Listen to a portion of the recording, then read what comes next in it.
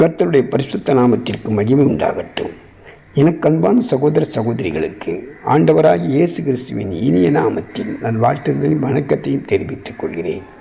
காலைதோறும் கர்த்தருடைய வார்த்தை என்ற தலைப்பில் நாம் வேத வசனங்களை தியானித்து வருகிறோம். இன்றைக்கு தியானத்திற்கு நாம் எடுத்துக்கொண்ட வேத வசனம் ஏசாயா 54 அதிகாரம் 7 வசனம். இமைப்பொழுது உன்னை கைவிட்டேன், ஆனாலும் உருக்கமான இரக்கங்களினால் உன்னை சேர்த்து கொண்டேன். கர்த்தர் மறுபடியுமாய் தம்மால் கைவிடப்பட்ட தம்முடைய ஜனங்களிடம் வருகிறார். மனம் நொந்தவளான ஸ்திரீயைப் போல் இருக்கிற இஸ்ரவேல் ஜனத்தாருக்கு ஆறுதல் தருகிறார். கர்த்தர் அவர்களை தம்மிடத்தில் சேர்த்து கொள்கிறார். அவர்களுக்கு தம்முடைய உருக்கமான இரக்கத்தை காண்பிக்கிறார்.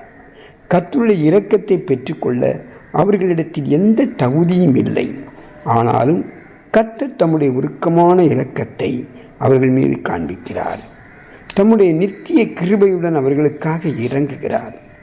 இஸ்ரவேல் ஜனத்தாரின் பாவத்தை ஆராய்ந்து பார்க்கும்போது அவர்களுக்கு கடுமையான தண்டனை கொடுக்கப்பட வேண்டும்.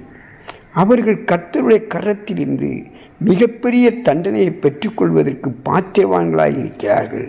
கர்த்தரோ அவர்களுடைய பாவத்திற்கு தகுந்த தண்டனையை கொடுக்காமல் தம்முடைய கிருபையினாலும் இரக்கத்தினாலும் அவர்களுக்கு கொடுக்கப்பட வேண்டிய தண்டனையை குறைத்து விடுகிறார்கள். அற்பகால மாத்திரம் அவர்கள் மேல் கோபப்பட்டு தம்முடைய முகத்தை இமைப்பொழுது மாத்திரமே அவர்களுக்கு மறைக்கிறார். ஆனாலும் நித்திய கிருபையுடன் உனக்கு இறங்குவேன் என்று கர்த்தராகிய உன் மீட்பர் சொல்லுகிறார். தேவன் நம்மை விட்டு பிரிவதில்லை, மாறாக நமது பாவம்தான் நம்மை தேவனிடத்திலிருந்து பிரித்து விடுகிறது. அது நமக்கு வேதனையையும் துன்பத்தையும் கொண்டு வரும். ஒரு இமைப்பொழுது நாம் விலகினாலும் நமது அழிவிற்கு அது வழிகாட்டியாகிவிடுகிறது. ஆனாலும் எந்த கேவலமான குழிக்குள் நாம் விழுந்து கிடந்தாலும் நமது அமாத்திர நிலையை உணர்ந்து மனம் திரும்பி வரும்போது கர்த்தர் நம்மை மன்னித்து ஏற்றுக்கொள்கிறார். இன்றும் அவருடைய உருக்கமான இரக்கம் நமக்கு உண்டு. சங்கீதம் 30:5 சங்கீதக்காரர் சொல்கிறார், அவருடைய கோபம் ஒரு நிமிஷம், அவருடைய தயவோ நீடிய வாழ்வு. சாயங்காலத்தில் அழுகை தங்கும், விடிய காலத்தில் களிப்பு உண்டாகும்.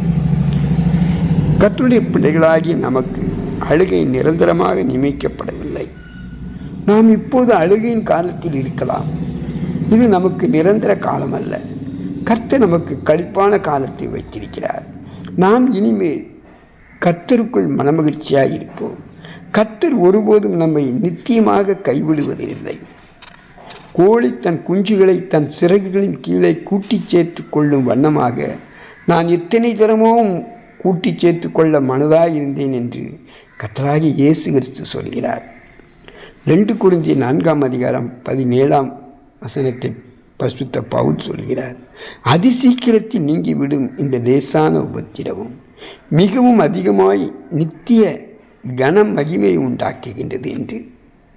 தற்போது பாடுகளும் உபத்திரவங்களும் இருந்தாலும் முடிவோ நித்திய கனமகிமையாய் இருக்கும் என்று விசுவாசத்தோடு பாடுகளை சகித்து கொண்டு சோர்ந்து போகாமல் இருக்க வேண்டும். நாம் நம்மை ஆராய்ந்து பார்ப்போமா?